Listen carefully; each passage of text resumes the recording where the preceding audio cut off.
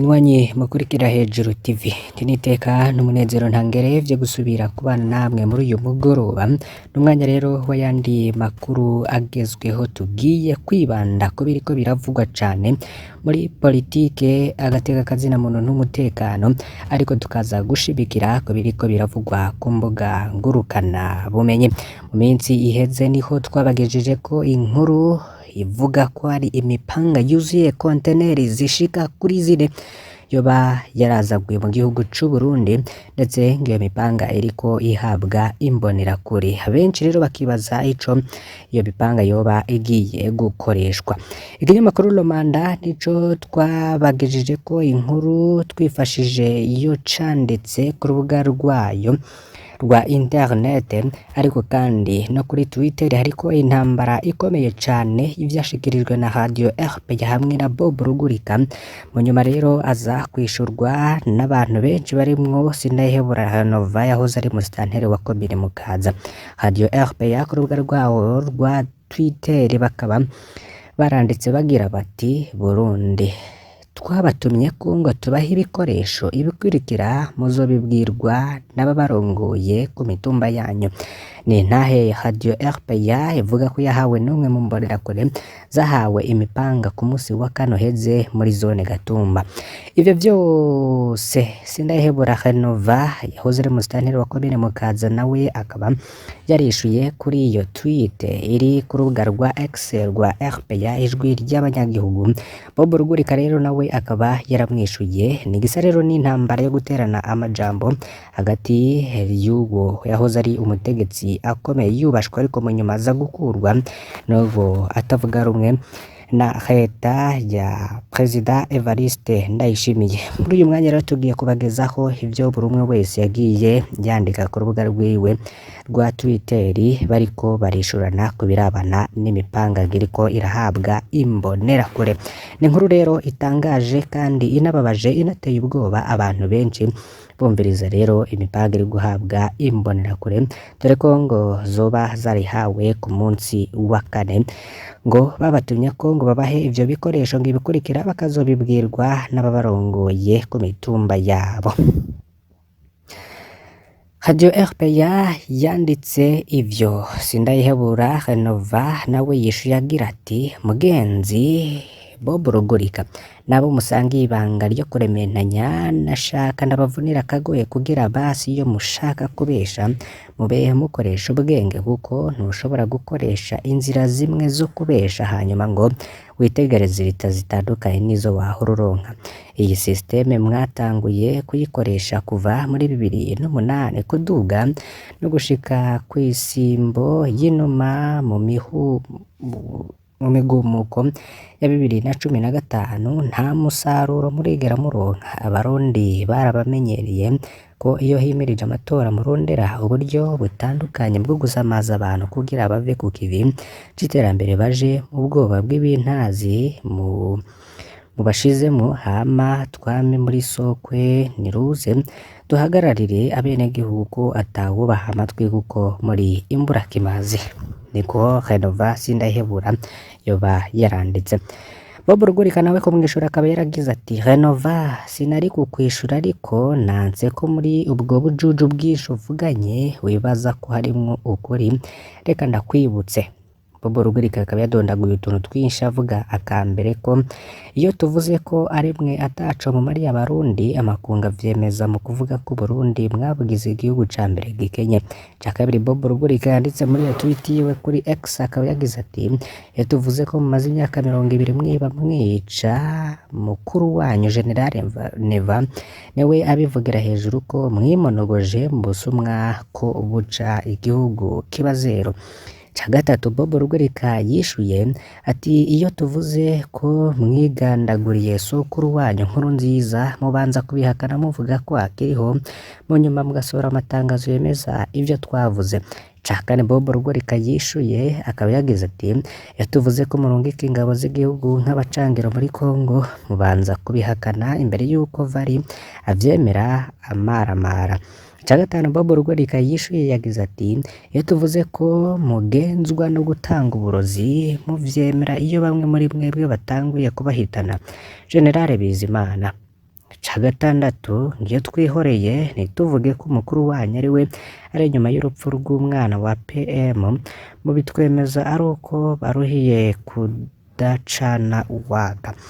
Cindwi Bob Rugurika yishuye yagize ati iyo tuvuze ko mutigera mutorwa mwiba amatora umukuru wa Seni Kazihise niwe aca avuga ngo yari yerekanye bruyo n'ibindi.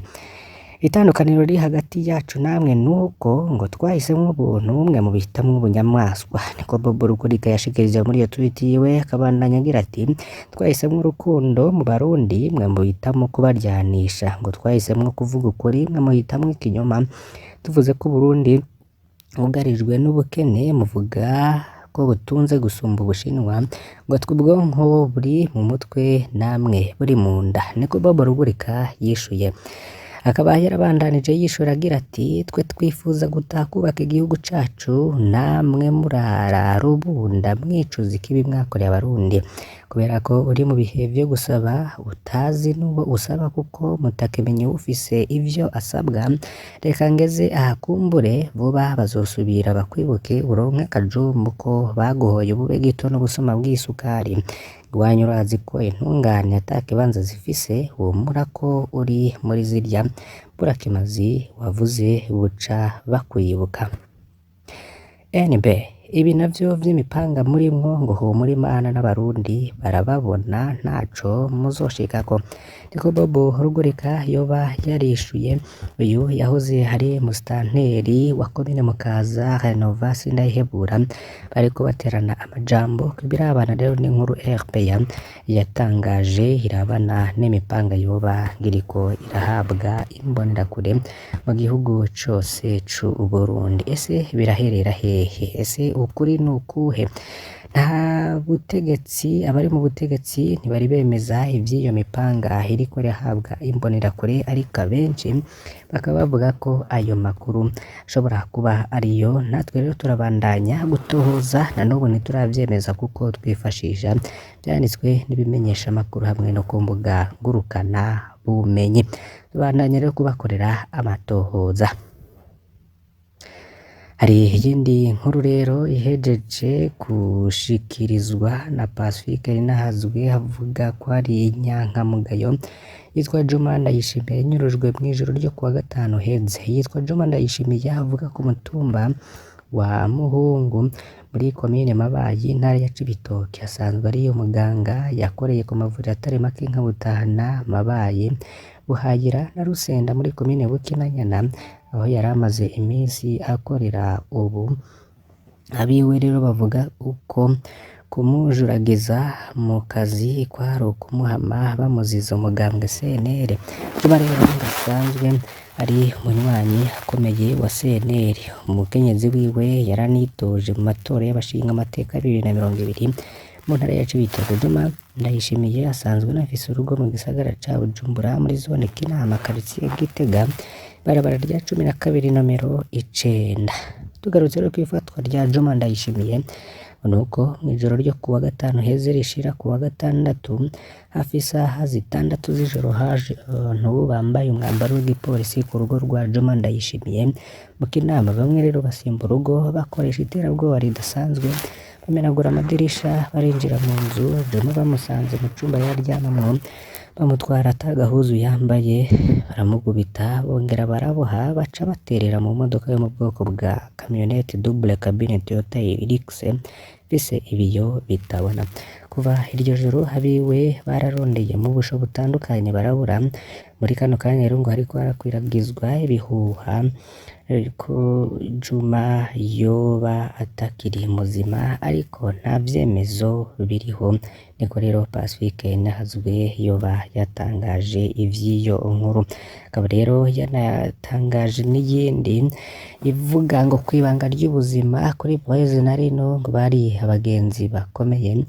Blaise Pascal Ndayisenga yari yarangije amashuri muri kaminuza ya NES, aho aviriye muri kaminuza yahavuye akizwa akora ibikorwa vy'Imana muri Eglise Vivante de Jabe.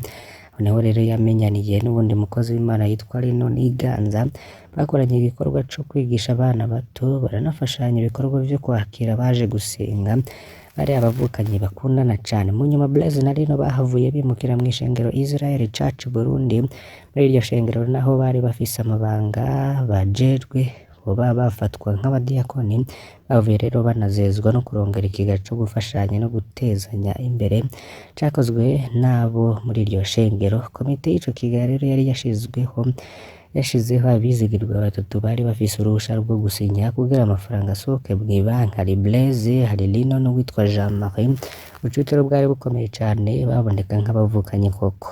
Naho bari abasenzi sangiye amabanga mw'ishengero, hariho ivyabatandukanye batavugana. Blaise yari umunywanyi akomeye w'umugambwe MSD muri komine Cibitoke muri meri ya Bujumbura.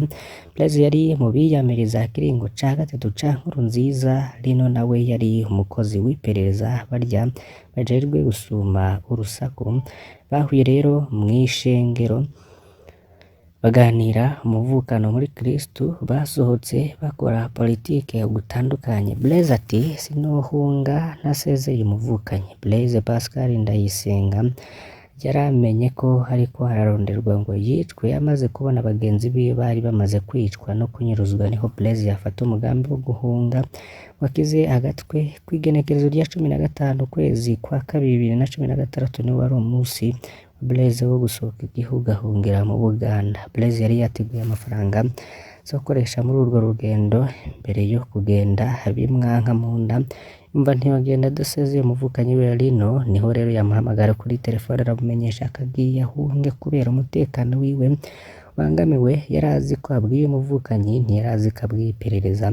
Lino yamusavye ko atogenda batubonanye. Blaise ati ngo duhurire kwa Kirawata muri ville, ngiye kuvunjisha udufaranga nza gukoresha. Blaise na Lino bapfuye guhura kwa Kirawata, haca haza imodoka y'iperereza kubafata. Bose rero bapakiwe imodoka bajanwa mw'iperereza.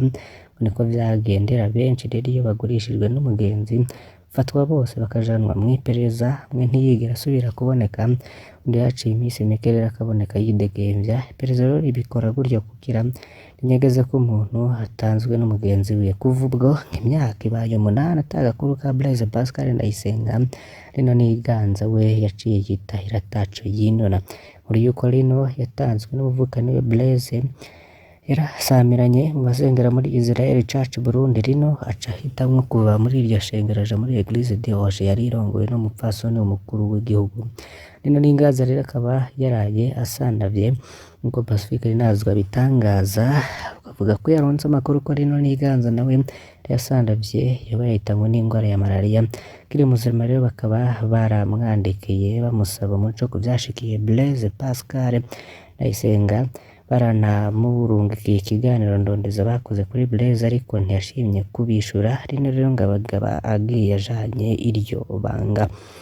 Turabakengurukiye cane abanywanyi bacu mudahwema gukurikira imbonesha Korea Hose News ya Hejuru TV. Mbasabe kugira ngo ntimuze gucikwa n'ayandi makuru avugwa cane irya nino mu bice bitandukanye bigize igihugu c'u Burundi. Imana ibahezagire, turaza gusubira mu yandi makuru.